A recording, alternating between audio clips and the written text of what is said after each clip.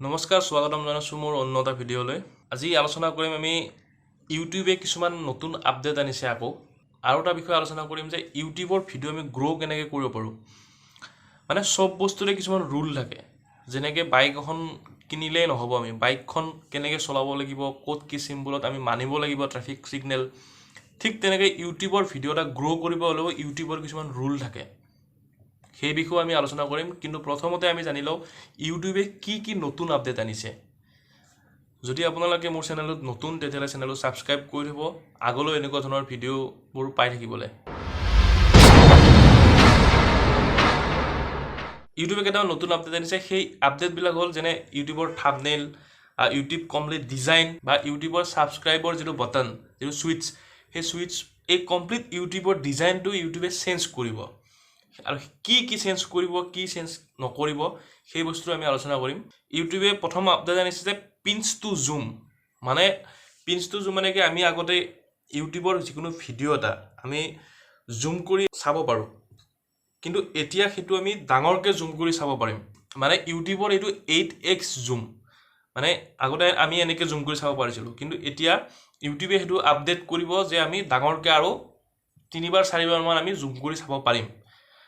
সেইটো হ'ল 8x জুম, pinch two জুম। Second আপডেটটো হৈছে থাম্বনেইল চেঞ্জ। মানে থাম্বনেইল চেঞ্জ মানে আমি যেতিয়া ইউটিউবৰ ভিডিঅ' এটা বনাওঁ, ইউটিউবৰ ভিডিঅ'টোত আমি কি দিওঁ, থাম্বনেইল দিওঁ। থাম্বনেইল ইউটিউবৰ বিষয়টোৰ ওপৰত তেনেকৈ থাম্বনেইল বনাওঁ এনেকৈ।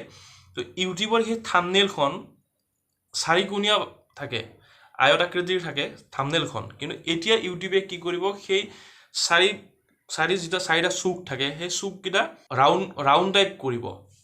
মানে ইউটিউব ষ্টুডিঅ'ত যিটো থাম্বনেইল আমি ইউজ কৰোঁ, অট'মেটিকেলি আপুনি যেতিয়া ইউটিউব ষ্টুডিঅ'ত গৈ বা ক্ৰমত গৈ আপুনি যেতিয়া থাম্বনেইলখন ইউজ কৰিব, আপলোড কৰিব, তেতিয়া আপোনাৰ সেই থাম্বনেইলখন চাৰি চুক নহয়, সেই চুককেইটা কাট গৈ আপোনাৰ ৰাউণ্ড আকৃতিৰ হ'ব।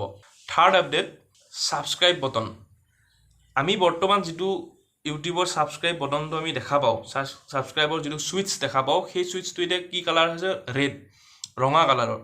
এতিয়া ইউটিউবে জানিব দিছে যে সেই ৰঙা কালাৰৰ যিটো ছাবস্ক্ৰাইব বটন, সেই ছাবস্ক্ৰাইব ছুইচটো ইউটিউবে চেঞ্জ কৰিব। আপোনালোকে হয়তো জানে, কিছুমানে নাজানে যে ইউটিউব আৰম্ভণিত, মানে আজিৰ পৰা 10 বছৰমান আগত ইউটিউবৰ ছাবস্ক্ৰাইবৰ যিটো ছুইচ, সেই ছুইচটো আছিল য়েলো কালাৰৰ, হালধীয়া কালাৰৰ।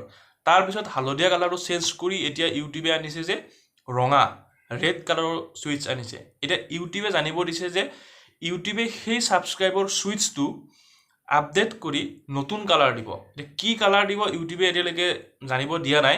সোনকালে মানুহক এট্ৰেক্টিভ কৰিব পৰা এনেকুৱা এটা কালাৰ হয়তো ইউটিউবে ছাবস্ক্ৰাইব বটনত ইউজ কৰিব। এই সন্দৰ্ভত ইউটিউবে এটা টুইট দিছিলে, সেই টুইটটোত 3টা কালাৰ দিছে। এইকেইটা তাত ইউটিউবে ভোট বিচাৰিছে যে কোনটো কালাৰ বেছি দিলে ভাল হ'ব।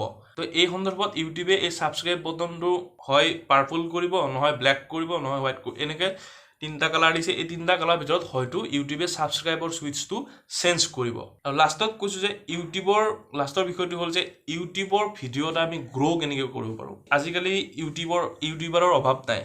মই যেনেকৈ ভিডিঅ' বনাওঁ, আপোনালোকেও ভিডিঅ' বনায়, কিন্তু ইউটিউবৰ ভিডিঅ'বিলাক আমাৰ গ্ৰ' নহয়। 3 মিনিটৰ যদি আপুনি ভিডিঅ' এটা বনায়, আপোনাৰ ছাবস্ক্ৰাইবাৰ ছাপ'জ 10,000 আছে, 3 মিনিটৰ ভিডিঅ'টো যেতিয়া আপুনি বনাব, যেতিয়া আপুনি আপলোড দিব, সেই ভিডিঅ'টো 3 মিনিটৰ আধা কিমান হ'ব, 1.5 মিনিট। যদি অডিয়েঞ্চে সেই ভিডিঅ'টো 1.5 মিনিট বা 1.5 মিনিটৰ অলপ ওপৰলৈকে চায়, তেতিয়াহ'লে আপোনাৰ সেই ভিডিঅ'টো গ্ৰ' হ'ব। কাৰণ আমি যেতিয়া কিবা এটা কাম কৰোঁ, সেই কামটো 100%ৰ যদি 50% সম্পূৰ্ণ নহয়, তেতিয়া আমি কামটো হোৱা বুলি নাভাবোঁ।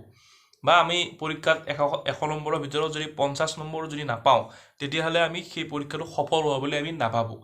চ' ঠিক একেদৰে ইউটিউবৰ ক্ষেত্ৰতো সেনেকুৱা ৰুল আছে যে আপোনাৰ ছাবস্ক্ৰাইবাৰ 10,000 থাকক, 5,000 থাকক বা 1 লাখ থাকক, যদি আপুনি ভিডিঅ'টো 4 মিনিটৰ ভিডিঅ' বনায়, সেই ভিডিঅ'টো যদি 2 মিনিটৰ ওপৰ বা 2 মিনিট মেক্সিমাম যদি অডিয়েঞ্চে নাচায়, তেতিয়াহ'লে আপোনাৰ সেই ভিডিঅ'টো গ্ৰ' হোৱাত আপোনাৰ অলপ অসুবিধা হয়।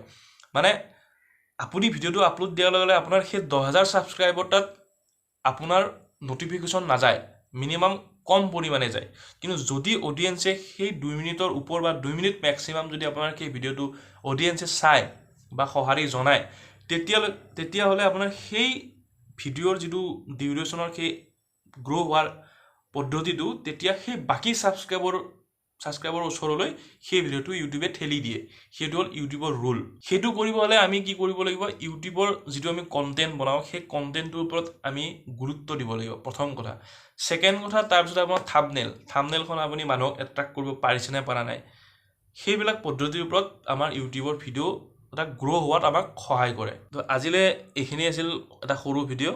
যদি ভিডিঅ'টো ভাল পালে লাইক, কমেণ্ট, শ্বেয়াৰ আৰু ছাবস্ক্ৰাইব কৰি দিব। ধন্যবাদ।